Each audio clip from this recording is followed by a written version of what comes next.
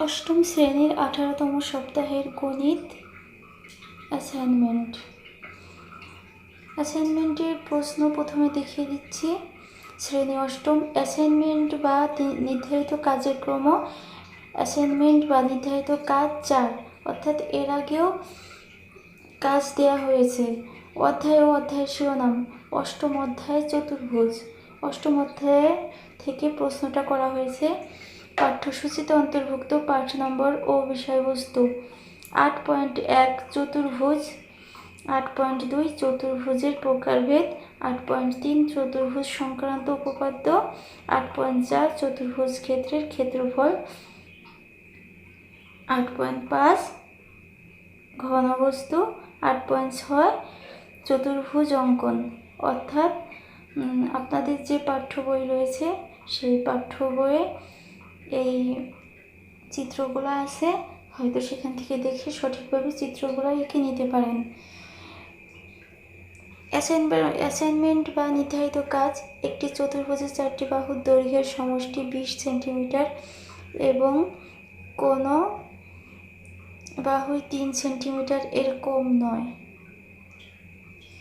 নিচের চতুর্ভুজগুলোর আনুপাতিক চিত্র অঙ্কন করো এবং 2টি করে বৈশিষ্ট্য লেখো।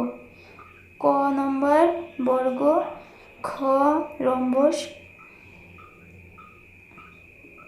কিন্তু বর্গ নয়, আয়ত কিন্তু বর্গ নয়। ঘ সামান্তরিক কিন্তু আয়ত বা বর্গ নয়।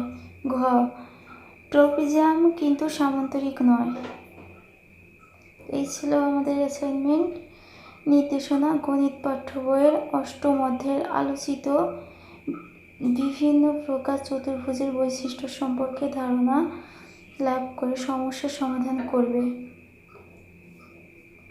অর্থাৎ আপনারা গণিত পাঠ্য বইয়ের অষ্টম অধ্যায়ের আলোচিত বিভিন্ন প্রকার চতুর্ভুজের বৈশিষ্ট্যের উপরে এই সমস্যার সমাধানটা করবেন। তো আমি এখন সরাসরি অ্যান্সারে চলে যাচ্ছি। অ্যাসাইনমেন্টের শিরোনাম চতুর্ভুজ। অ্যান্সার দেখানোর আগে বলে নিচ্ছি, ভিডিওটি যদি আপনাদের ভালো লেগে থাকে তাহলে সাবস্ক্রাইব করে পাশে থাকা বেল বাটনটি অন করে নেবেন এবং একটা লাইক দিয়ে দিবেন। ক নং প্রশ্নের উত্তর: বর্গ। যে চতুর্ভুজের প্রত্যেকটি বাহু সমান এবং প্রত্যেক কোণ সমকোণ তাকে বর্গ বলে। যেহেতু চতুর্ভুজে 4টি বাহুর সমষ্টি 20 সেন্টিমিটার, সেহেতু এর পরিসীমা 20 সেন্টিমিটার। সুতরাং বর্গের একটি বাহুর দৈর্ঘ্য 20/4 সেন্টিমিটার সমান 5 সেন্টিমিটার। নিম্নে বর্গটি অঙ্কন করা হলো। এখানে এ বি সি ডি এবং চিত্রটির চারপাশে 5 সেন্টিমিটার লেখা আছে। বর্গের বৈশিষ্ট্য। এরপরে খ নং প্রশ্নের উত্তর: রম্বস। যে চতুর্ভুজের প্রত্যেকটি বাহু সমান এবং বিপরীত কোণগুলো পরস্পর সমান কিন্তু একটি কোণও সমকোণ নয় তাকে রম্বস বলে। যেহেতু চতুর্ভুজের 4টি বাহুর সমষ্টি 20 সেন্টিমিটার, সেহেতু এর পরিসীমা 20 সেন্টিমিটার। সুতরাং রম্বসের একটি বাহুর দৈর্ঘ্য সমান 20/4 সেন্টিমিটার সমান 5 সেন্টিমিটার। নিম্নে রম্বসটি অঙ্কন করা হলো। রম্বসটি অঙ্কন করার সময় প্রত্যেকটা বাহুর দৈর্ঘ্য হবে 5 সেন্টিমিটার। চারপাশে লিখতে হবে এ বি সি ডি এবং প্রত্যেকটা বাহুর দৈর্ঘ্য 5 সেন্টিমিটার লেখাই আছে, চারপাশে 5 সেন্টিমিটার লেখা আছে। তো বর্গের চিত্র অঙ্কন করার ক্ষেত্রেও চারপাশে 5 সেন্টিমিটার লেখা ছিল। আর এটাই হচ্ছে রম্বসের বৈশিষ্ট্য।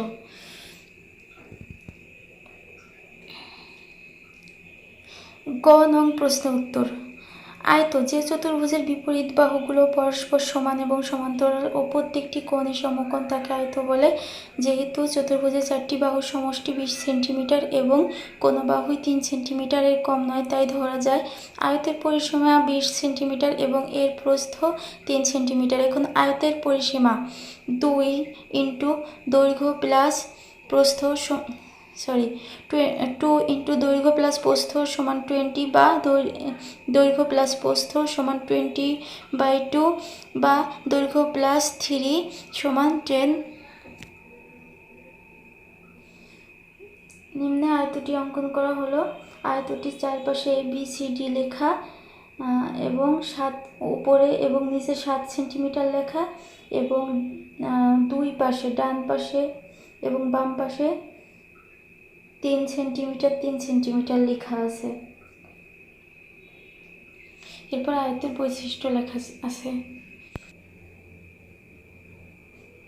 এই ছিল আমাদের গ নং উত্তর। তো এখন আমরা ঘ নং অ্যান্সারে চলে যাব। ঘ নং অ্যান্সারে যাওয়ার আগে বলে রাখছি, চ্যানেলটি যদি ভালো লাগে তাহলে অবশ্যই সাবস্ক্রাইব করবেন। এইটা আমাদের ঘ নং উত্তর। সামান্তরিক যে চতুর্ভুজের বিপরীত বাহুগুলো পরস্পর সমান ও সমান্তরাল এবং প্রত্যেকটি কোণ সমকোণ নয় তাকে সামান্তরিক বলে। যেহেতু চতুর্ভুজের 4টি বাহুর সমষ্টি 20 সেন্টিমিটার এবং কোনো বাহুই 3 সেন্টিমিটারের কম নয়, তাই ধরা যায় সামান্তরিকের পরিসীমা 20 সেন্টিমিটার এবং এর প্রস্থ 3 সেন্টিমিটার। এখন সামান্তরিকের পরিসীমা 2 ইন্টু দৈর্ঘ্য প্লাস প্রস্থ সমান 20 বা দৈর্ঘ্য প্লাস প্রস্থ সমান 20/2 বা দৈর্ঘ্য প্লাস 3 সমান 10 বা দৈর্ঘ্য সমান 10 - 3। সুতরাং দৈর্ঘ্য সমান 7 সেন্টিমিটার।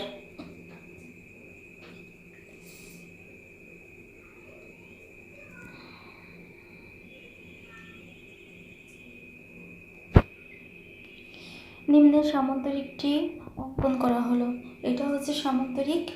তো এই সামান্তরিকটা ABCD লেখা আছে এবং উপরে এবং নিচে 7 সেন্টিমিটার লেখা এবং বাম পাশে 3 সেন্টিমিটার এবং ডান পাশে 3 সেন্টিমিটার লেখা আছে। এরপরে সামান্তরিকের বৈশিষ্ট্যটি লেখার পরে অ্যান্সার শেষ। এই ছিল আমাদের আজকের